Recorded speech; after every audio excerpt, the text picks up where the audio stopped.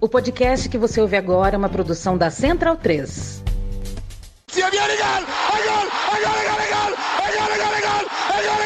Parte Pirlo! ¡Qué victoria! ¡Qué victoria! Non lo so che ha segnato, ma chi se lo frega! Tardelli!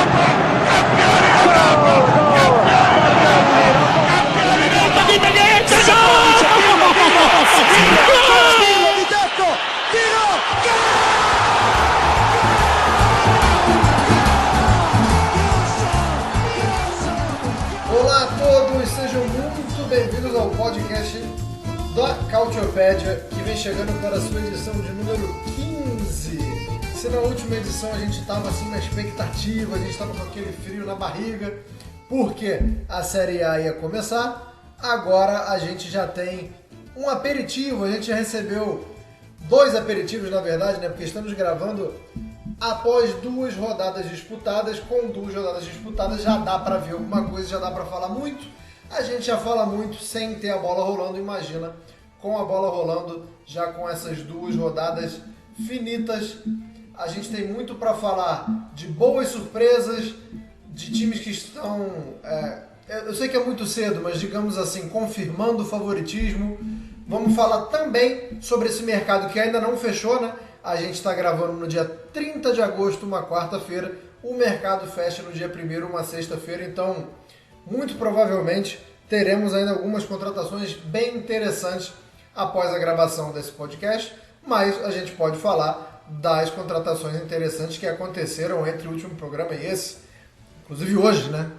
Tiveram 2 anúncios muito interessantes. Um pela Inter, um pela Roma. Mas vamos devagar. Que tem muita coisa para falar, vamos focar na bola. E quando a gente for falar sobre os times, a gente aproveita para se estender para as janelas e para o mercado. É claro que eu não estou sozinho nessa, estou com minha dupla dinâmica, começando com ele, Caio Bittencourt. Bom dia, boa tarde, boa noite. Começou bem o Napoli, vai.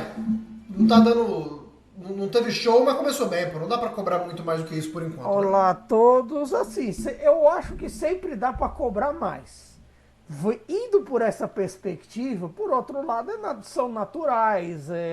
No famoso cálcio de agosto, que você espere até um pouco menos dos resultados, do desempenho e tudo mais. Talvez, assim, alguns me surpreenderam positivamente e outros me surpreenderam negativamente nesse começo, como a dupla de Roma, embora eu acho que tem muita margem para melhor aí. Vamos falar mais disso.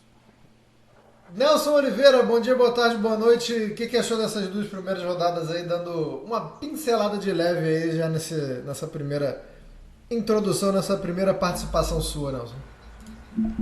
Bom dia, boa tarde, boa noite. O que aconteceu é que a gente viu que tem 3 times que pelo menos nesse início se mostraram mais fechados, né? Milan, Inter e Napoli começaram o campeonato de forma um pouco mais sólida do que os outros rivais, né? A gente até falou que no nosso último episódio que o campeonato promete ser imprevisível, né? Tem muitos times ali próximos, não tem um grande favorito assim na frente pelo título, e é provável até que exista uma disputa grande por vagas na Champions League, por vagas na Liga Europa também. Porém, Inter, Milan e Napoli começaram melhor, né? São desse grupo de times que pleiteiam grandes coisas na temporada. O trio foi o único que conseguiu 100% de aproveitamento até agora, né? Juntamente do surpreendente Verona do nosso querido Biratan Leal também. É o 4º time que tem 100% de aproveitamento até o momento, né? E fico com o Caio também a decepção da dupla de Roma, né? Mas, enfim, existe muito tempo para recuperar, mas já são 5 pontos de diferença, né? Roma e Lazio não ganharam ainda.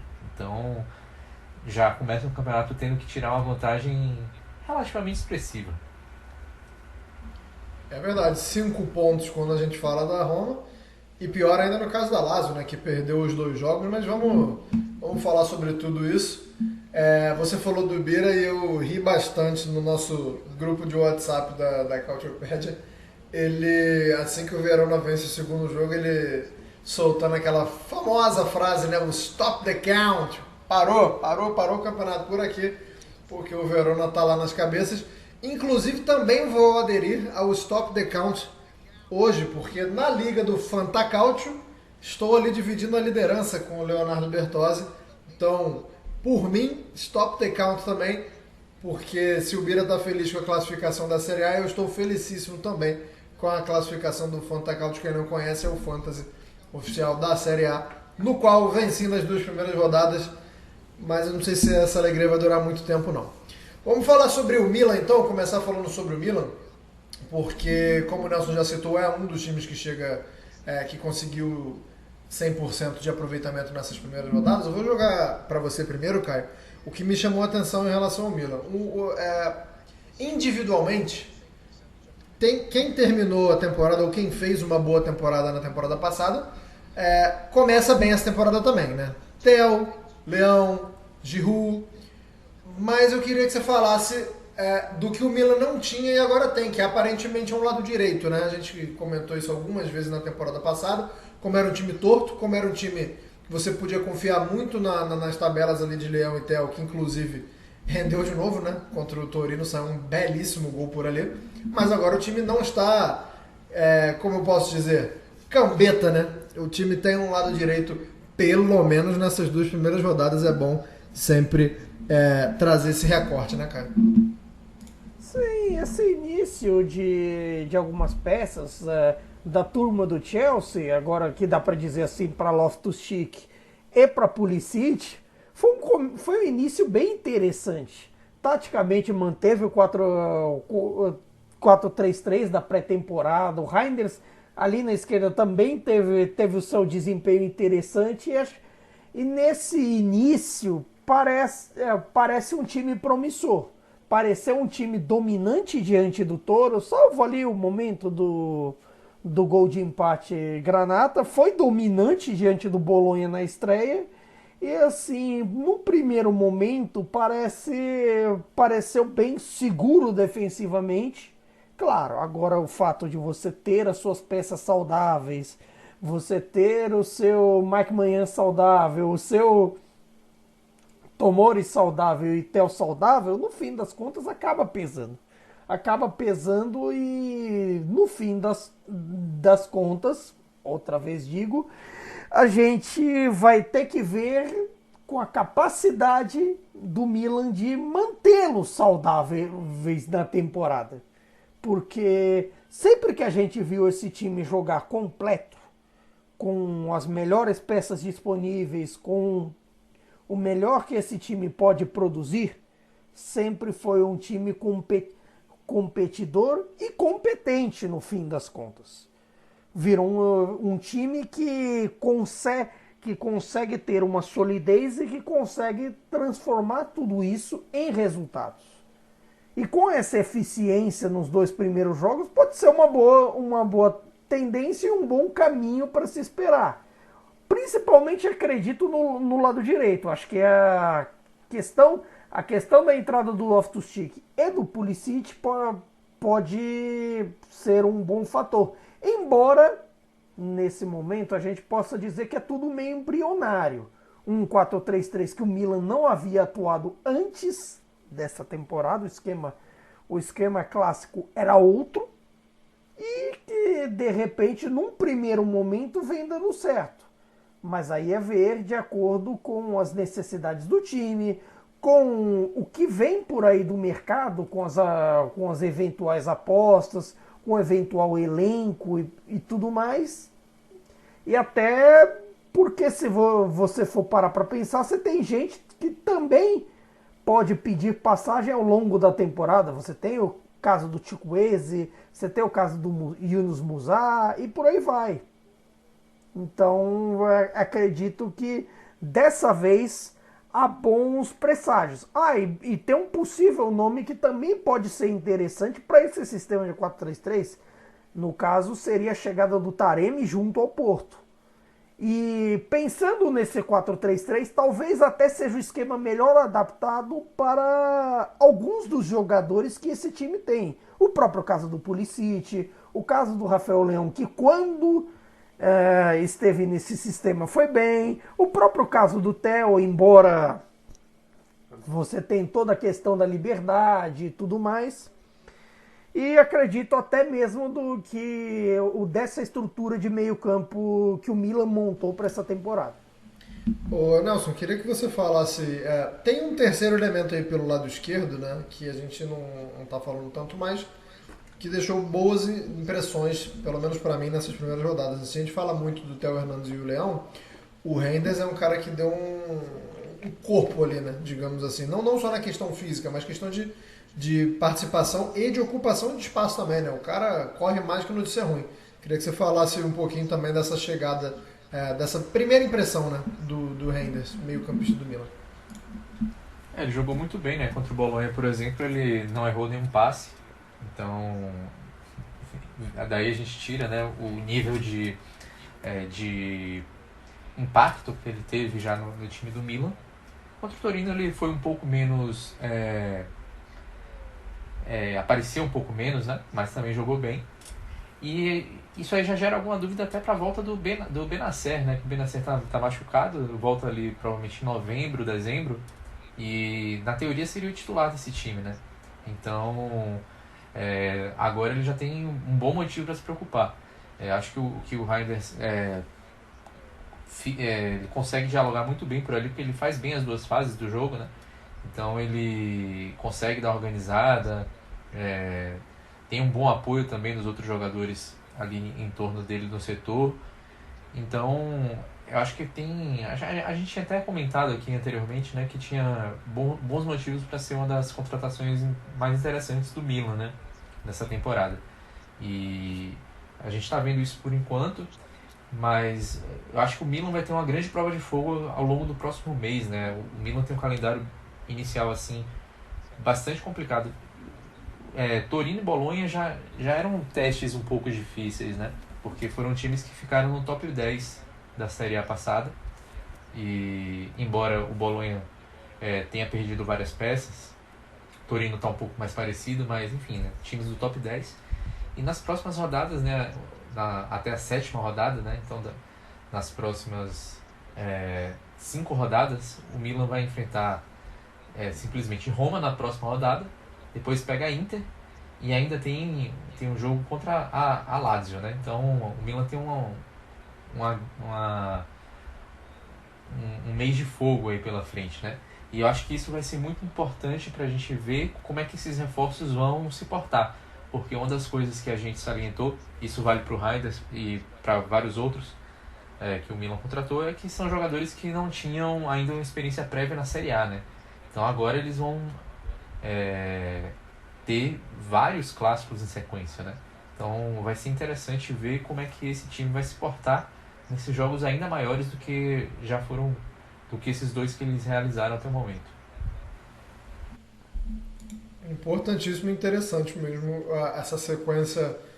E até pelo fato do Verona estar bem, né? Porque quando a gente olhava esse calendário, achava que talvez o Verona fosse um respiro entre os jogos difíceis. Pelo visto também vai ser mais um jogo difícil. Caio, vamos falar do Napoli. O Napoli que começa a temporada com 2 vitórias, vence o Frosinone por 3-1 e o Sassuolo por 2-0. Acho que não tem muito para falar sobre a vitória sobre o Frosinone na rodada inicial, exceto que não foi muito bem, não apresentou um bom cartão de visitas o Cajuste, né? Injusto tentar avaliá-lo só por esse jogo, mas é no mínimo curioso que no primeiro jogo ele tenha tenha cometido um pênalti bem no comecinho, depois tenha tomado um amarelo e por isso tenha sido sacado.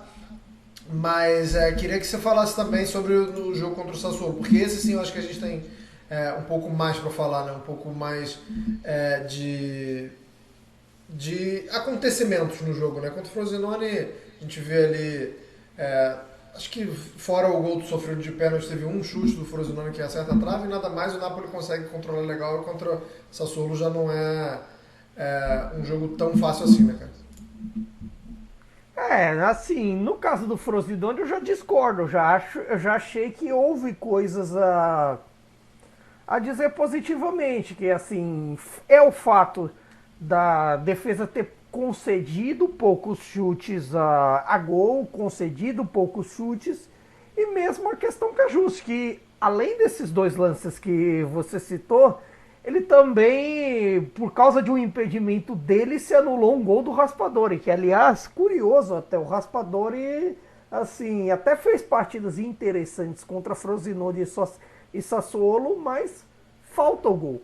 O problema dele com as redes é até latente, é curioso isso, e se viu até no pênalti perdido contra o Sassuolo, em bola na trave, em um monte de coisa, é curioso até como tá faltando gol para sei lá, pro Raspadori fazer as pazes com bom desempenho e tudo mais.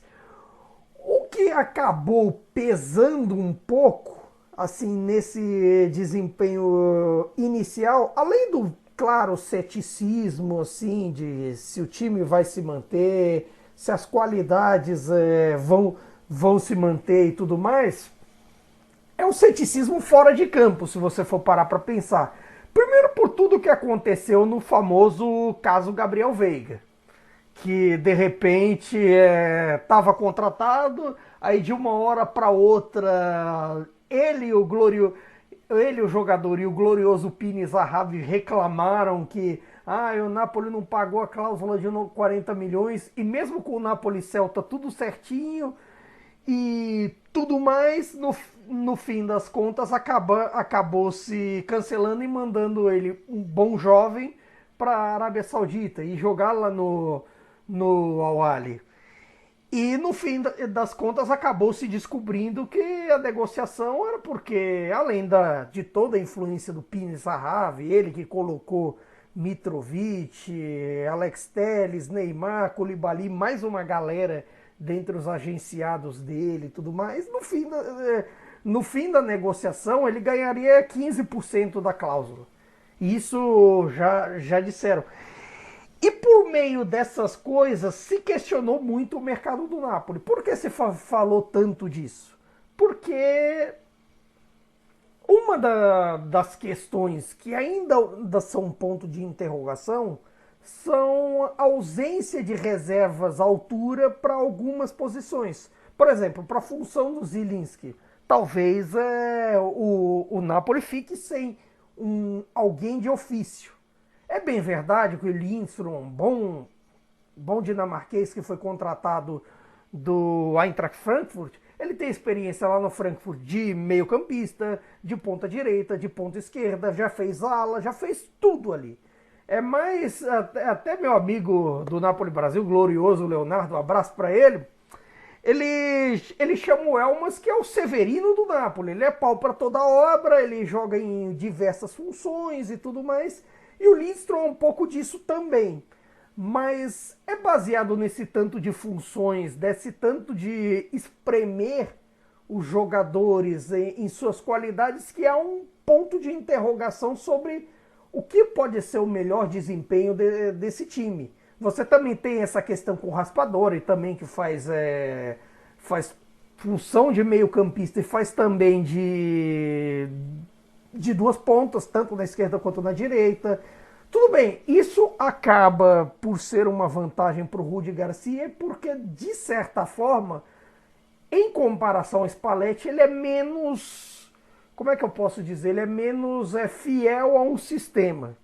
Isso se viu até nas partidas contra Frosinone e Sassuolo. Se viu, por exemplo, até no jogo com o Sassuolo, uma certa construção ali um pouco mais recuada. Eu achei, por exemplo, que Anguissa e Zielinski não estavam tão altos.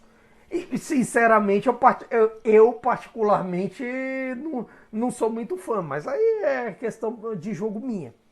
E no meio dessas questões, há um pouco da dúvida sobre a zaga, porque mesmo com um desempenho interessante, você tem a questão de uma dupla de Rachmani com Juan Jesus, que no fim das contas eles acabam por não ter uma confiança, por ele ser o Juan Jesus, por ele ter essa capacidade de fazer uma partida de Maldini num dia e fazer uma partida de Emilson Kribari no outro, de Fidelef no outro dia, aí fica essa questão. E aí muita gente até queria um novo zagueiro, mas por enquanto é de se esperar que o Napoli não vá mais atrás de ninguém depois de Lindstrom, Cajuste, que até quando entrou diante do Sassuolo fez um jogo interessante, e o Lindstrom. E no fim disso tudo, por outro lado, esses 2 primeiros jogos deram algumas certezas de desempenho. A certeza do Kvaratskhelia, a certeza do Osimhen e assim a questão do Politano ainda ter o seu espaço, já que Lozano não estará mais entre nós. Ao que tudo indica, ou ele vai para o PSV ou ele fica encostado, porque não quer renovar contrato e na pré-temporada não foi bem, Rudi Garcia não se agradou, obrigado pelos serviços prestados, Bolsoá, aquele abraço. Importante você ter falado do Kvaratskhelia, porque ficou fora no primeiro jogo, a lesãozinha muscular, e aí no segundo jogo já entrou em campo, mostrando que não era nada grave, nada para se preocupar.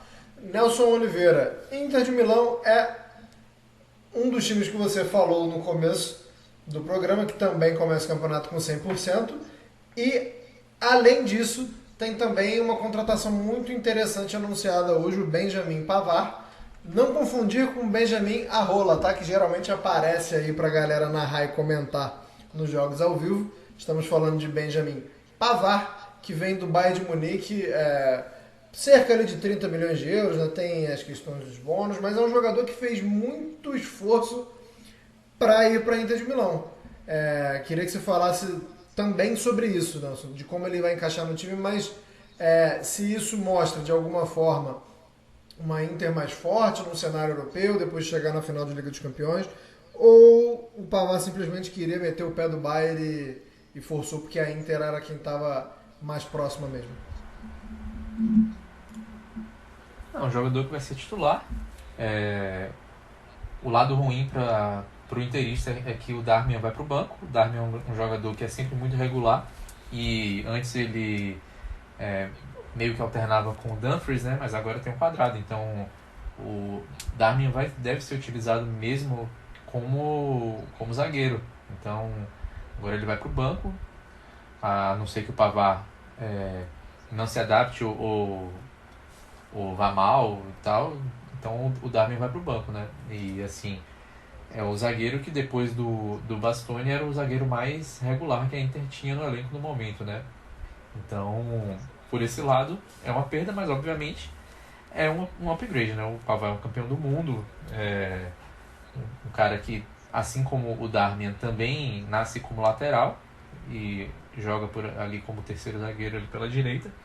Então, acho que vai ser um nome que precisava, né? A Inter precisava contratar um zagueiro expressivo, né? Depois que perdeu o Skriniar gratuitamente, então demorou, mas acabou fazendo essa contratação, né?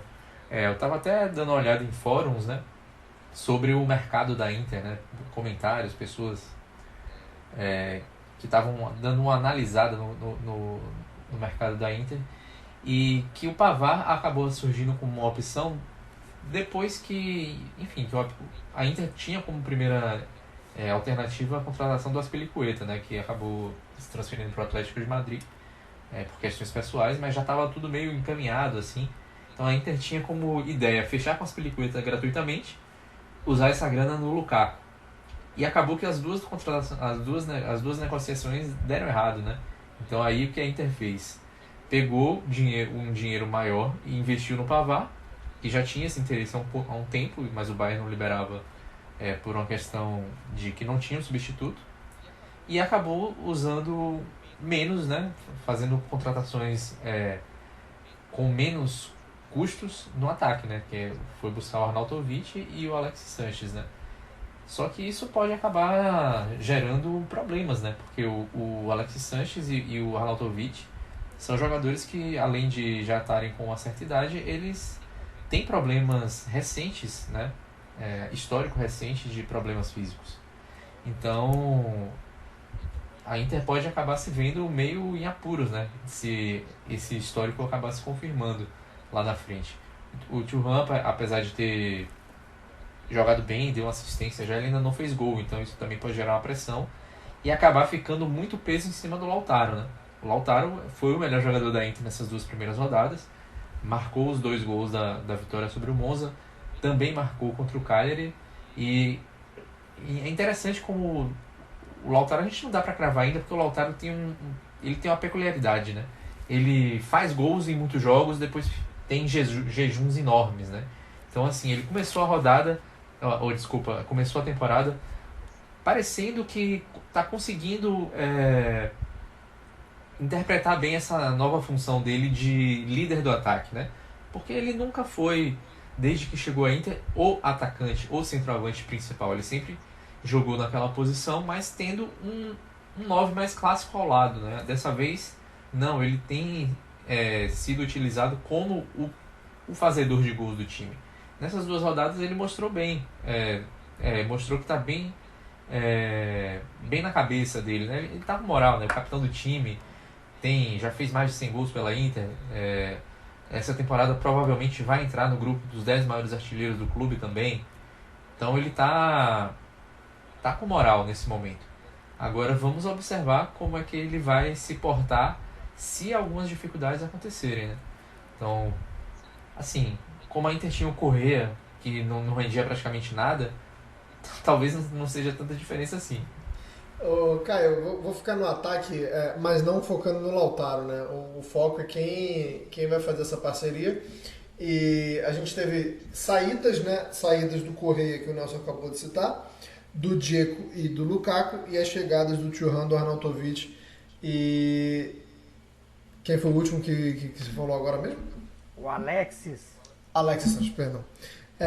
Queria que você falasse quem você acha que casa melhor, assim, para complementar o Lautaro, né? Porque acho que é muito claro que tem que ser alguém que não apague o brilho, tem que ser alguém que potencialize e que mantenha o Lautaro nessa forma, né, Caio? Quem você vê aí em melhores condições, pelo menos nesse começo de temporada aí, para ser o parceiro? Então, o Thuram, para mim, é o parceiro ideal justamente porque ele se acostumou ao longo da carreira, dos tempos especialmente de Gladbach, a dividir a parceria com seus companheiros, principalmente com o Pleala lá no Gladbach em algumas temporadas, com alguns outros jogadores naquele momento dos potros, e de certa forma no sistema da Inter ele é uma força motriz de parceria ideal para o Lautaro, até de certa forma para não concentrar os gols só no Lautaro e também o Thuram deixar os seus, que eu acho que fatalmente vai acabar acontecendo nos próximos jogos, e também para fazer o Lautaro continuar nesse bom momento. Embora eu ache que as soluções Arnautovic e Alexis Sanches, você tem um fator muito de experiência, e que, parando para pensar no Alexis Sanches que saiu da Inter, ele tem alguns poréns físicos com relação à Série A e tudo mais. Tudo bem que no período de Marselha, venhamos e convenhamos, ele manteve sua boa média de gols, ele manteve um desempenho regular, um desempenho até interessante. E o mesmo vale para o Arnautovic, que quando comandante de ataque do Bolonha, sempre deixava os seus golzinhos, sempre fazia o ideal. E até esse ideal é o que é preciso para estar no elenco da Inter. Mas para a titularidade, não se pode pensar que não seja Lautaro e Thuram, porque um complementa o outro. O Thuram é um bom complemento de diversos atacantes. E com o Lautaro, creio que será assim também. Boa. Saindo da Inter, então, o último time que iniciou as 2 rodadas com 2 vitórias e o mais surpreendente de todos eles, estamos falando do Hellas Verona, que inclusive eu quase esqueci da prévia da temporada. Se você escutar o programa anterior, vai ver que eu vou falar de 19 times e vou encerrar o programa. Não fosse Caio Bittencourt, o Hellas Verona teria ficado fora, inclusive, da prévia, mas começa muito bem o campeonato. Nelson, o que surpreendeu mais até aqui? Porque a gente sabe que os times, o time do Hellas Verona, quando alcançou um sucesso, disputou boas temporadas recentemente, era por causa da defesa. E aí na temporada passada não deu certo, a defesa do Hellas... na verdade nada deu certo na temporada passada, mas dá pra dizer também sobre a defesa que não deu certo. Começa bem, né, o setor defensivo. Eu gosto muito do Montipol, do goleiro, mas queria que você falasse principalmente aí o que deu certo nessas 2 primeiras rodadas e se a defesa está sendo um fator determinante para esse sucesso inicial. Está sendo, sim. Marco Baroni é um técnico muito capaz de montar boas defesas. Foi assim no Lecce na última temporada. Não à toa ele conseguiu dar uma recuperada aí no futebol do Umtiti, por exemplo. E o Lecce teve uma das melhores defesas do campeonato, né? Não só em números, como também em desempenho, né? Se a gente vai considerar que o Lecce se defendia com jogadores assim que foram um Titi, que já, enfim, campeão do mundo, mas há muito tempo já distante do seu melhor, não se defendia com jogadores de primeira linha, e mesmo assim teve números muito interessantes. Então, agora o Baroni tem uma tarefa muito parecida, né? Porque o Verona também tem muitos jogadores contestáveis na defesa. O capitão do Verona nesse momento é o glorioso Davidovic, um dos piores jogadores da Série A, assim, há muito tempo. Tecnicamente um jogador muito fraco. Enfim, ele está lá, o capitão do time no momento, e está lá sendo o líder da defesa, o jogador polonês. Enfim, tem outro nome bom, que é o Rien, mas eu acho que ele não vai permanecer. O Rien é um cara que está na mira de outros times, né? O Torino está interessado, tem a Atalanta interessada também. E pode ser que nesses últimos dias de mercado ele acabe deixando o Verona. Mas, enfim, a defesa segue sendo muito importante. Porém, a Atalanta, o Verona, falei da Atalanta, já me confundi com o Verona, porque o Verona pega a Atalanta daqui a algumas rodadas. Mas enfim, o Verona contratou um jogador que é mais capaz de fazer gols do que o que eles tinham na última temporada. Contratou o Bonazzoli, que é um cara que te entrega uns 10 gols ali na temporada. Tem também o Nigonji, que fez um dos gols na vitória contra a Roma. Ele chegou no meio da temporada passada, já gerou impacto na campanha do Verona rumo à salvação, né? Foi o principal nome do jogo dos playoffs, do Spareggio, né, contra o Spezia, foi o principal nome. Já marcou contra a Roma. E, por exemplo, outro cara que marcou contra a Roma, que também na última temporada não teve tão bem fisicamente, também chegou no meio da temporada, o Duda, o meio-campista eslovaco, né, que muita gente até imaginou que teria uma carreira um pouco mais gloriosa, né? Já foi especulado em times grandes anteriormente. Enfim, tem uns nomes ali que o Baroni começou a recuperar bem e está conseguindo tirar, não vou dizer leite de pedra, porque talvez seja um pouco de exagero, embora a defesa tenha esses nomes contestáveis, mas está conseguindo ali dar uma organizada no time, né? Então, esses 6 pontos são importantíssimos, né? Porque o Verona, se ele mantiver um aproveitamento ali de time da parte baixa da tabela, daqui para frente, ele já tem 6 pontos de vantagem sobre os rivais, né? Então, já é um feito muito grande de ter conseguido esses 6 pontos. Não vai continuar, acho muito improvável que o Verona termine sequer entre os 10 primeiros colocados, mas já é um início de campeonato muito promissor para o seu objetivo, que é se salvar. Ao contrário de outros rivais, por exemplo. Você tem o Empoli, que já perdeu 2 vezes. Então, já é uma vantagem considerável. São 6 pontos que o Verona tem sobre o Empoli, por exemplo. Enfim, talvez a gente acabe falando, mas tem outro time que está ali nessa... que tá ali nessa... projetado, né, para ser um dos times que vai lutar contra o rebaixamento, que também começou bem, que é o Lecce, já tem 4 pontos. Enfim, esses times que têm um objetivo mais modesto, quando eles começam no campeonato em alta, assim, acaba virando a chave, né? A moral fica muito mais alta, eles conseguem ter muito mais tranquilidade para o trabalho pelo decorrer do campeonato, né? Então, é um início de campeonato do Verona, assim, muito surpreendente. Não é à toa que você esqueceu do Verona na prévia anterior, porque o Verona, de fato, tinha muito motivo para se esquecer. Eu tenho certeza que alguns torcedores do Verona gostariam de esquecer também, mas não justifica a minha mancada, não. Eu também acho que não dura muito tempo, não, mas eu concordo muito com você quando você falou na questão da tranquilidade para o trabalho, né? Dá muita tranquilidade essa gordurinha já alcançada. Temos agora a turma dos 4 pontos, né? Os times que venceram uma e empatou outra. Você já citou o Lecce, além do Lecce, Fiorentina e Juventus. Caio, a Fiorentina, acho que a gente pode falar a mesma coisa da Fiorentina e da Juventus. Grande primeira rodada, né? A Fiorentina vence o Genoa por 4-1, com autoridade.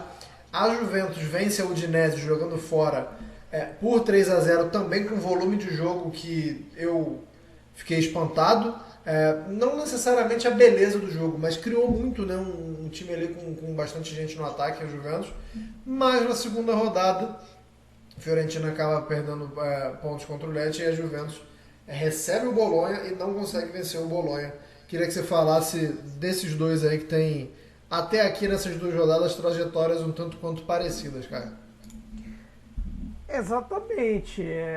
Na Itália a gente usa muito a expressão gemelli diversi, como se fossem uns gêmeos diferentes, irmãos diferentes, assim, para esses contextos.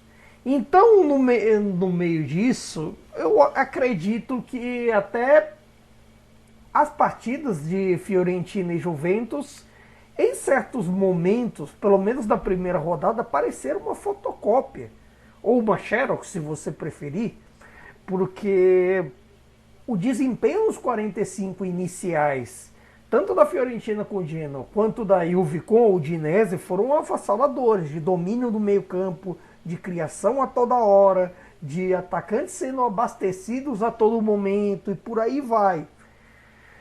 Só que, assim, da Juventus você não pode dizer nem sobre administrar resultado, porque o Bolonha do Thiago Motta foi competente na segunda rodada e só não saiu com a vitória por causa daquele lance, no mínimo estranho, do Ilin Júnior no Mbaye, que no fim das contas acabou por suspender o árbitro e tudo, porque merecia um pênalti ali. De repente até a coisa poderia ser pior para a Juventus.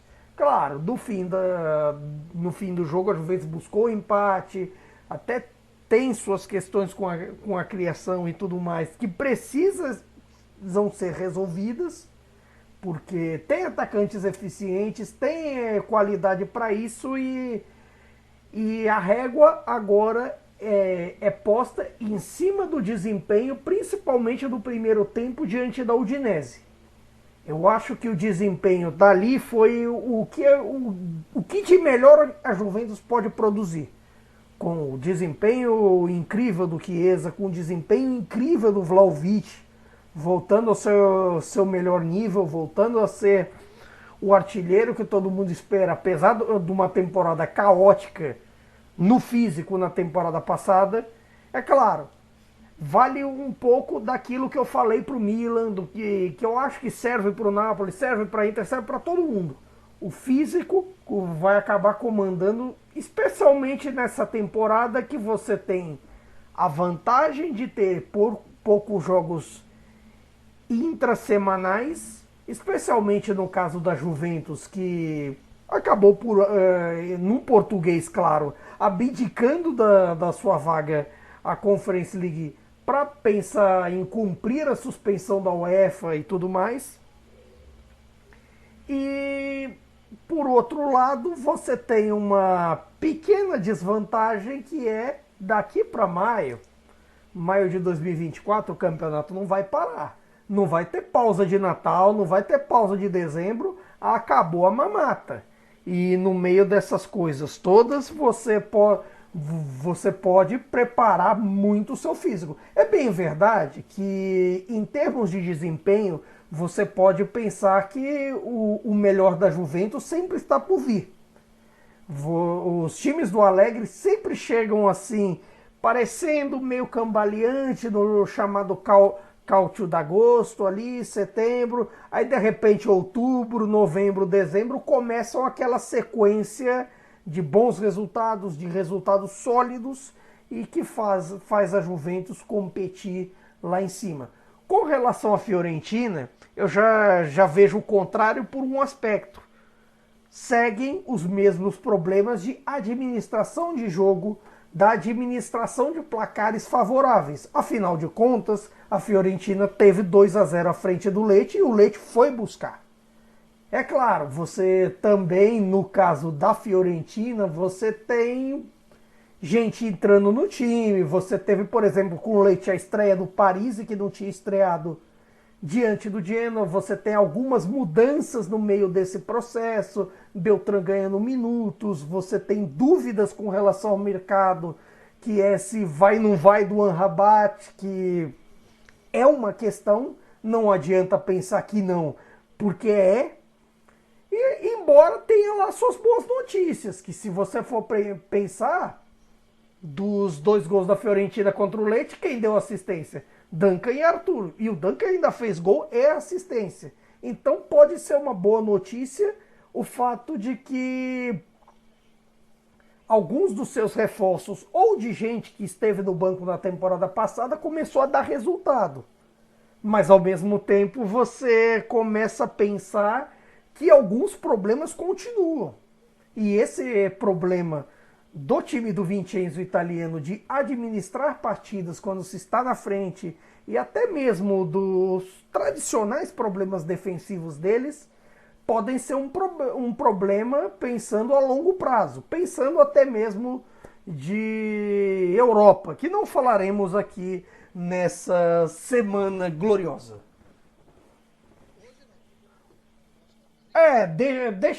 Deixaremos para as próximas edições. Embora vamos falar um negócio.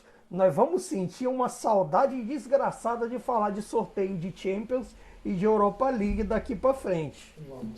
Vamos.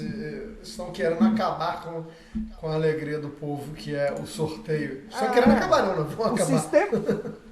O sistema suíço vai acabar com a alegria do sorteio da fase de grupos. Mas em compensação vai manter do mata-mata a princípio. Por favor.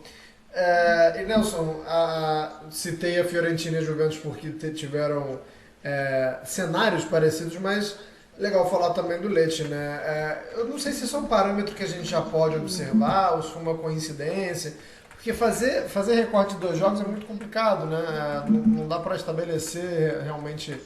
Quem trabalha com análise de dados, por exemplo, não é uma amostragem muito grande. Mas a gente vê um Lecce que faz segundos tempos melhores, né? Não sei se isso é algo que já dá pra gente falar, ou como eu disse, é só uma coincidência, mas de fato o Lecce vence a Lazio de virada, com inclusive 2 gols nos últimos 10 minutos, e busca o empate contra a Fiorentina. Depois está perdendo por 2-0. Tô viajando, é um parâmetro ou dá para focar em outras coisas no Lecce? Não, é uma coisa porque o Lecce tem um elenco muito jovem, né? Então tem uma garotada ali que tem uma resistência boa, né? Então, eu acho que isso tem um impacto, sim. Mas a gente tem outros fatores, né? O Leite é um time que, apesar de ter mudado o comando técnico, é um time que ainda tem muitos jogadores da última temporada e também é um time que ainda tem jogado de uma forma parecida, né? Por exemplo, o que não deu certo ainda até agora é o fato de o Strefeza ter jogado de falso 9. Isso aí não funcionou muito bem até o momento. Porém, outros jogadores foram lá e seguraram a responsabilidade, né? Então, por exemplo, você tem o fator do Almqvist, jogador da Suécia, né? Também já um cara que também já estava ali num momento de preparação física um pouco mais avançado, por exemplo, então isso acaba influenciando. E, enfim, os reforços foram bons, né? Pro que o Leite se propõe a fazer de futebol. Então, eu acho que o que o Leite mostrou é que vai continuar sendo um time que vai incomodar os grandes, né? Eu acho que ele tem essa possibilidade. E conseguiu, por exemplo, manter alguns nomes e trazer até de volta, né? Por exemplo, um jogador importante para a última temporada, o Duncan ainda nem chegou a jogar novamente. Foi emprestado pelo Bordeaux. O Leite demorou para conseguir fazer esse empréstimo se tornar uma transferência definitiva, né? Então, você vê, né, como o sistema funciona muito bem. Por exemplo, o Rafinha, que fez gol contra a Fiorentina, é um cara que jogou no time sub-23 da Juventus, até chegou a jogar no time principal no jogo de Copa Itália, mas estava aí rodando pela Série C, né? O tunisino estava rodando pela Série C. O que aconteceu na Série C? Ele era um ponta, começou a jogar um pouco mais recuado. Aí o scouting do Leite, que é muito bom, viu, bom, esse cara aqui, ele me serve. Ele ainda mudou de posição há pouco tempo, ainda é novo, acabou de fazer 24 anos. Vou pegar esse cara aqui, ele não deve ter jogado na seleção da Tunísia por acaso, não. O Rafinha já tem 19 jogos pela seleção da Tunísia, bastante. E estava rodando sempre nas divisões inferiores aí da Itália. Jogou só, em primeira divisão, jogou só 9 jogos pelo Standard de Liège.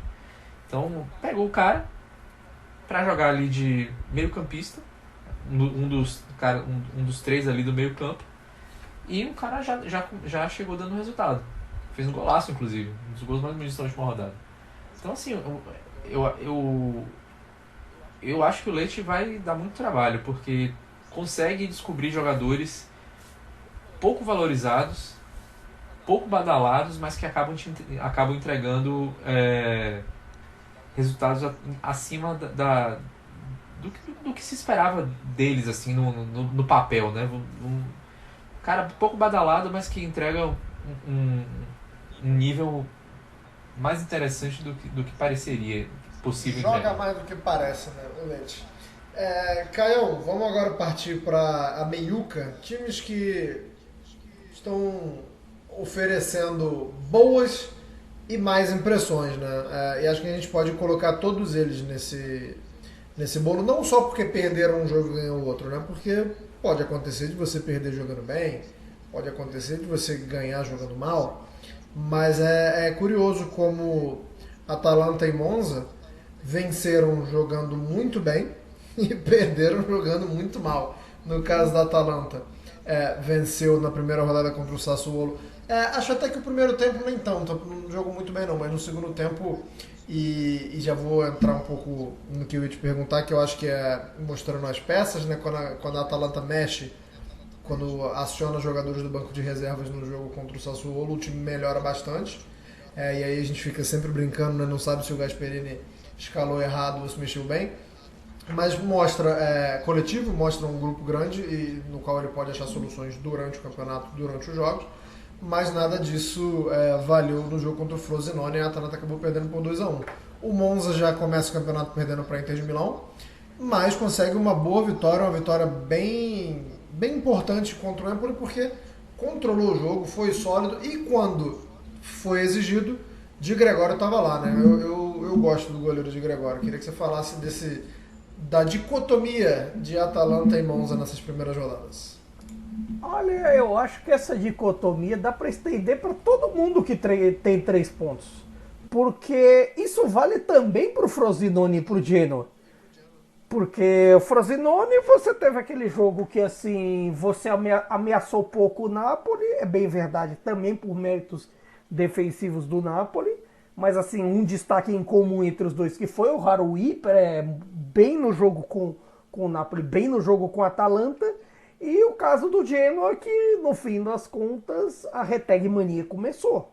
A Reteg, assim, o que a gente esperava do Reteg é isso, esperava e espera do Reteg é isso aí que ele fez contra o Lazio. O gol a seu estilo e tudo mais. E o Monza, assim, o primeiro jogo, assim, você perder para Inter em San Siro, até da forma como foi, pode acontecer. Meio que assim, tá na conta do chá. Então, assim, os 3 pontos estão ali dentro do esperado. O da Atalanta, talvez a gente esperasse a Atalanta por esses adversários e também pelo time que tem, pelo mercado até interessante que vem fazendo, se você for parar para ver. A gente esperava que a Atalanta tivesse nesse pelotão aí da dupla de Milão, do Verona e do Napoli. Então, no meio disso tudo, talvez fique um ponto de interrogação. Muito por conta das questões defensivas da Atalanta, que se fizeram presente nos 2 gols que o time sofreu diante do Frosinone, e até das mudanças. Dessa coisa aí do que pode acontecer, do futuro de alguns jogadores. Você teve talvez o último gol do Zapata vestindo o Nerazzurro, porque tem a hipótese dele na mega troca com o Torino. Aí não sabe se o glorioso Alessio Buongiorno vai para a DEA, se o Zapata vai mesmo para o Toro. E aí tem o Sop na negociação também para a ala, que seria bem útil pro Toro em todo aquele sistema do Juric. Você tem essas incertezas, você tem alguns jogadores que estão para começar a jogar também. Você tem um Scamacca que era titularidade, você tem o próprio caso do Bakker, do Kolasinac e tudo mais. E no meio disso tudo, no meio dessas confusões, o Gasperini ainda tem que montar um time. Que por mais que você tenha esse overbooking na Atalanta, que podem vir até defensores, porque a Atalanta quer defensores para o seu sistema, por mais que você tenha overbooking, o futebol ainda se joga com 11. E aí vai ter uma galera que pode ficar de fora. Então, assim, é parte do processo também. No caso da Atalanta, é a montagem de um time novo, em alguns casos até mesmo se pode dizer remontagem, e por aí vai. E o resto, assim, aí já passando também para a turma dos poucos pontos, é assim, tirando a Salernitana, que em certos momentos eu achei até que merecia vencer a Udinese, é difícil de puxar algo positivo de alguns aqui. Quer dizer, talvez do Cagliari, se você pensar na estreia. Mas de resto, tem uns até que me surpreenderam negativamente. É isso, vou pular um monte de gente pra gente finalizar o programa falando da decepção inicial, né? Que a gente citou que a dupla da capital tinha decepcionado, então vamos focar na Roma, que fez um ponto nas rodadas, o ponto contra a Salernitana, jogando no Estádio Olímpico, e depois é derrotado pelo Hellas Verona, e a Lazio, que estreia com uma derrota contra o Lecce e tem uma segunda derrota contra o Genoa. Acho que a Lazio, não porque perdeu 2 vezes, mas em questão de nível exibido mesmo, de futebol apresentado ou não apresentado, né, Nelson? Acho que a Lazio fica um pouco mais abaixo.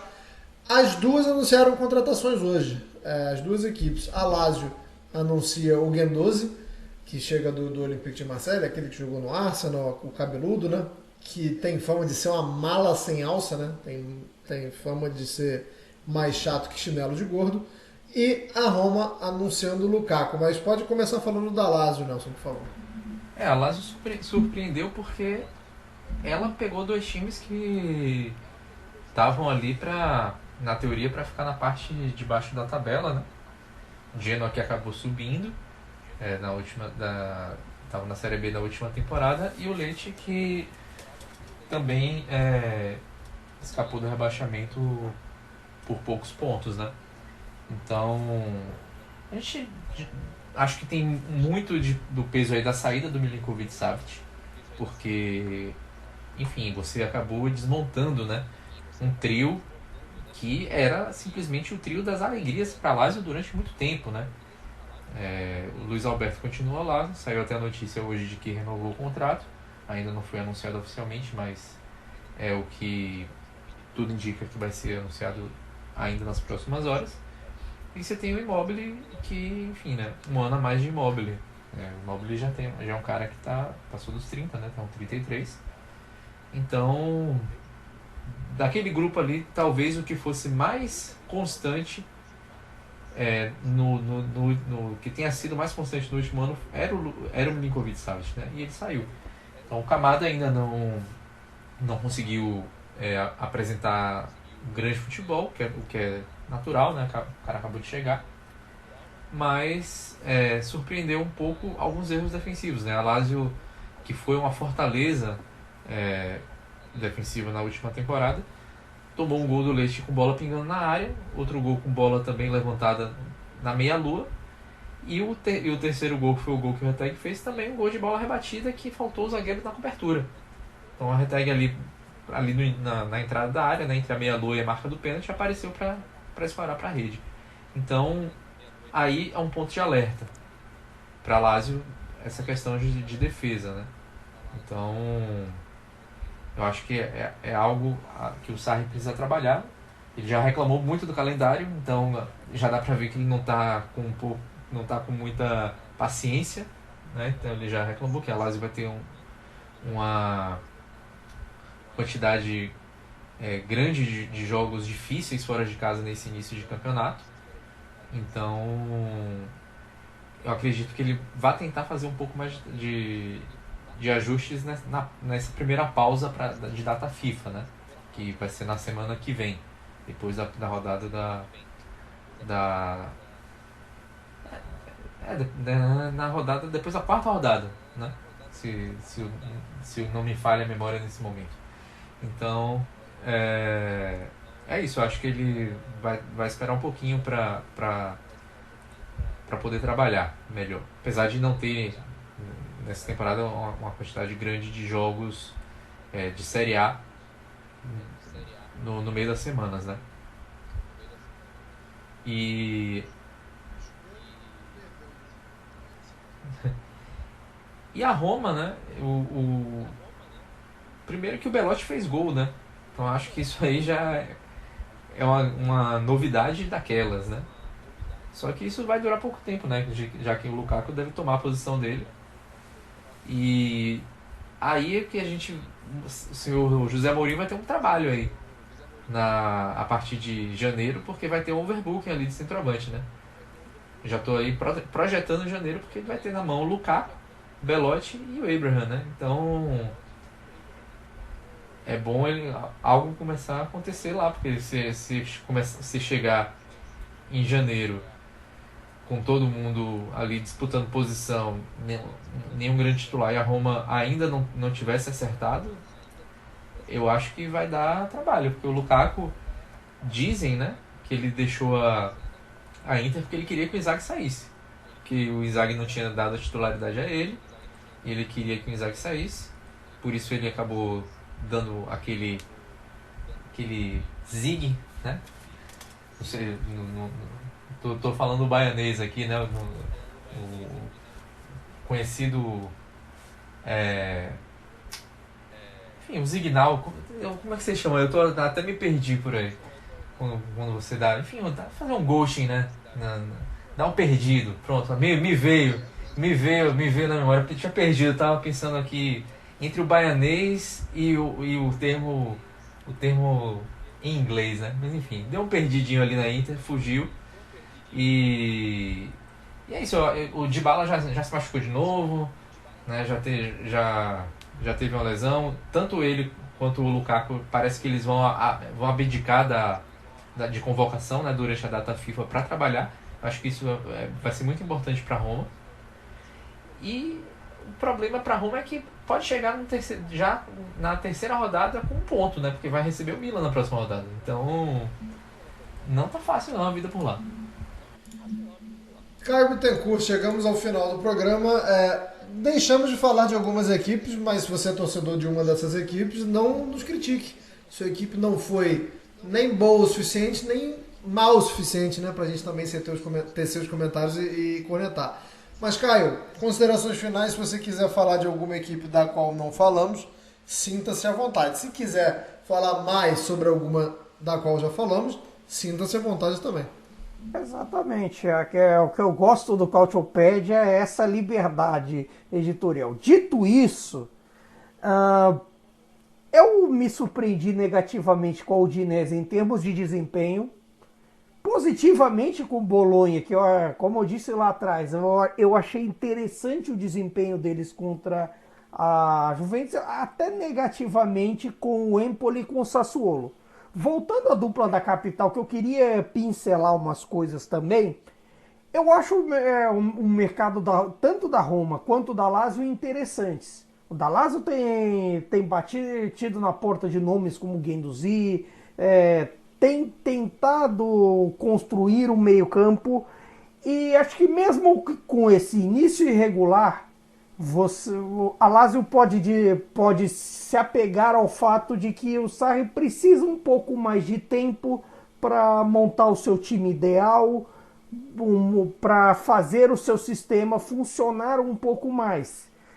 Isso, a própria história do Sarri conta.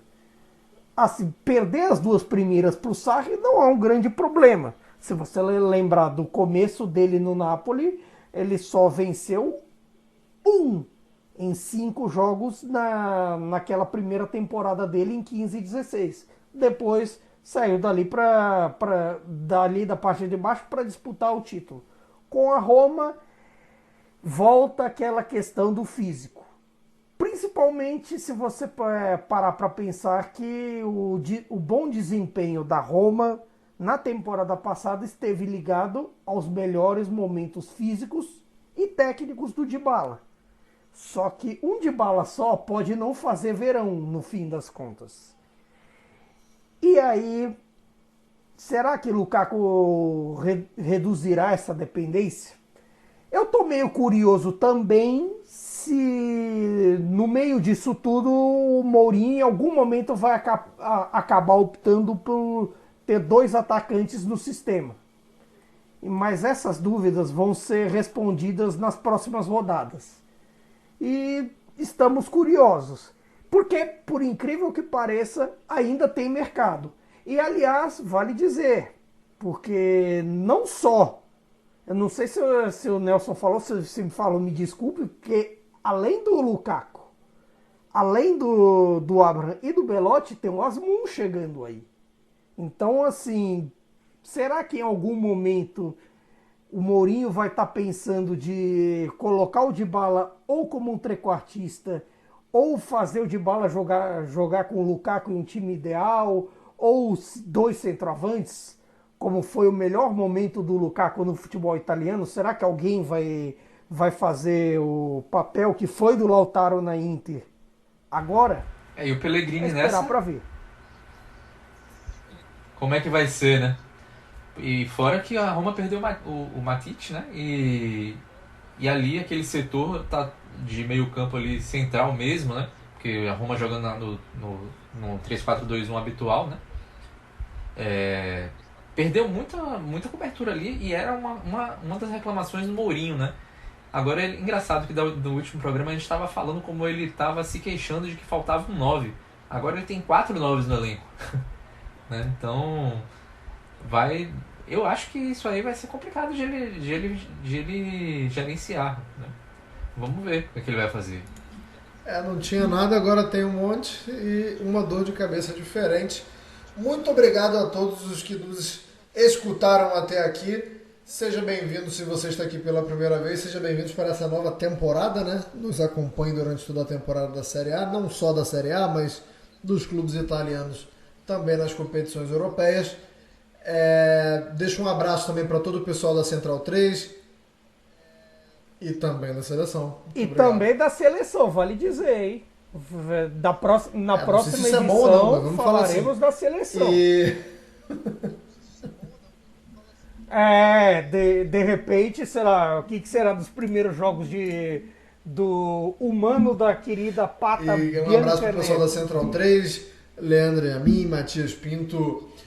Obrigado mais uma vez por nos ter nesse timaço que é a Central 3. Obrigado, Caio. Obrigado, Nelson. Um abraço a todos. Arrivederci. Tchau.